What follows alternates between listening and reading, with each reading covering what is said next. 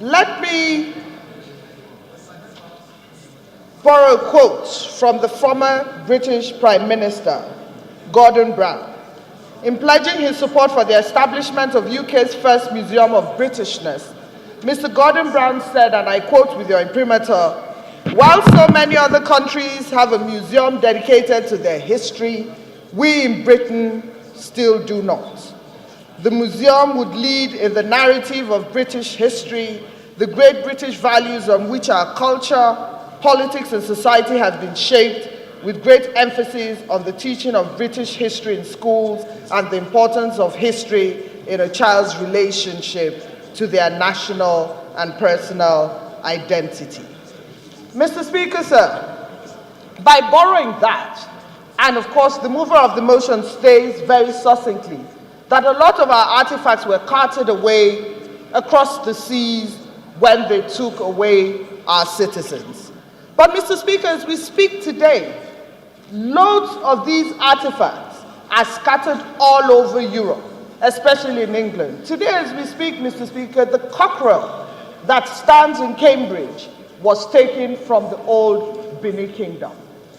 Today, we've had that conversation about it, not terracotta, all sorts of artifacts from Benin, from Ife, that speak to our heritage. Mr. Speaker, by carting these things away, the white man, of course, said that we were a primitive set of people who had absolutely no knowledge of government, we had no skills, we had no sense of beauty. And so when they take that away, it lends credibility to the narrative.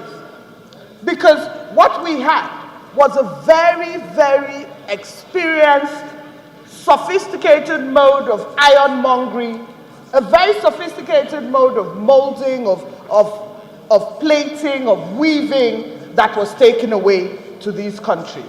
And Mr. Speaker, they dot all the museums. So today around the world, when a Nigerian student wants to read African art, we do not have a visual of the Benin bronze head. We have to go to Paris to have a look at it. We want to learn about Nok terracotta. We have to go to England to look at it. We hear about the cockerel, for instance. We have to travel all the way to Cambridge to see things that are ours, and we pay for them. Mr. Speaker, there's so many treaties that have been entered into for the repatriation of these things to Africa. They belong to us.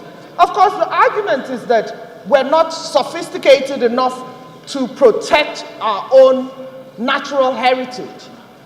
But of course, the museum in Brazil built a very safe, secure museum, and they have refused to return it. So it is theft of our culture.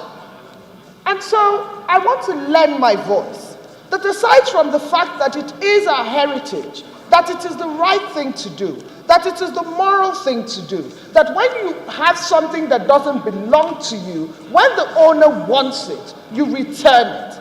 I must commend the French embassy for the work that they have done in the last by returning the Nok terracotta. But that is just a tip of the iceberg. There is so much of our cultural history in Europe and everywhere around the world. And I think that for us, aside from the economic value of it, the cultural value, the historical value of it is very important. And as a country, we're asking that the people who are holding in trust for us our cultural heritage should please return it.